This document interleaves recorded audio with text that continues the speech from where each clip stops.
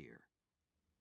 How can the poem and the stink and the grating noise, the quality of light, the tone, the habit, and the dream be set down alive?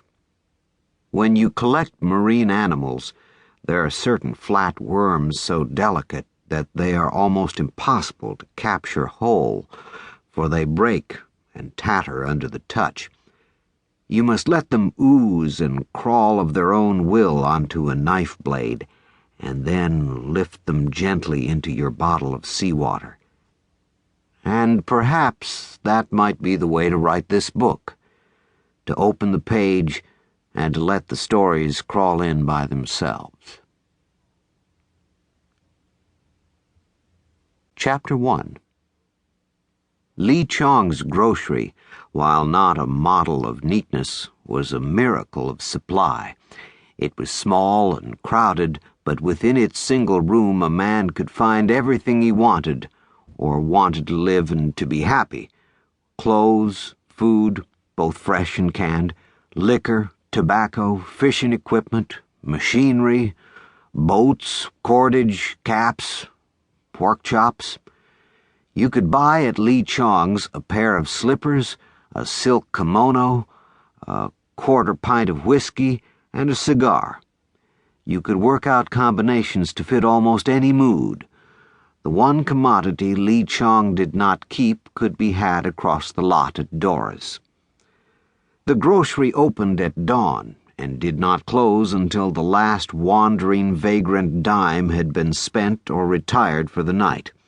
Not that Lee Chong was avaricious. He wasn't, but if one wanted to spend money, he was available. Lee's position in the community surprised him as much as he could be surprised.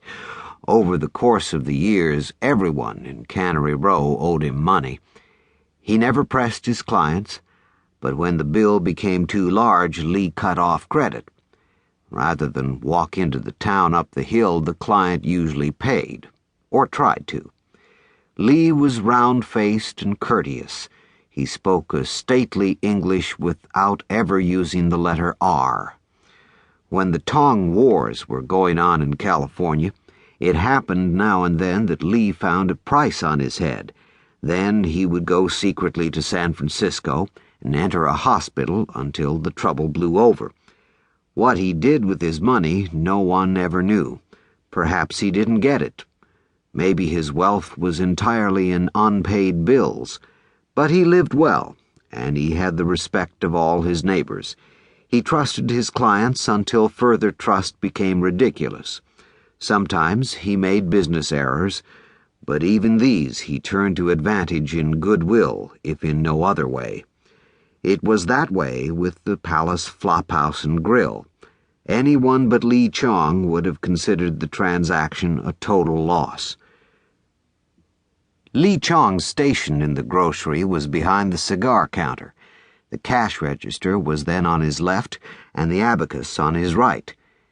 Inside the glass case were the brown cigars, the cigarettes, the Bull Durham, the Duke's Mixture, the Five Brothers, while behind him in racks on the wall were the pints, half-pints, and quarters of Old Green River, Old Townhouse, Old Colonel, and the favorite, Old Tennessee, a blended whiskey guaranteed 4 months old, very cheap, and known in the neighborhood as Old Tennis Shoes.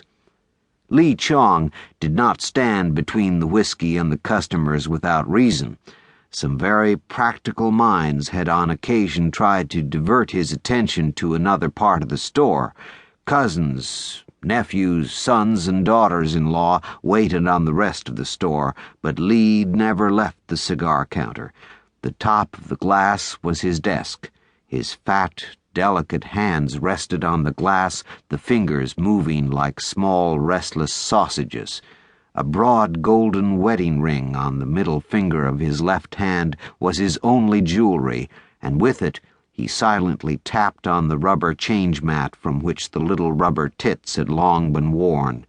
Lee's mouth was full and benevolent, and the flash of gold when he smiled was rich and warm. He wore half glasses, and since he looked at everything through them,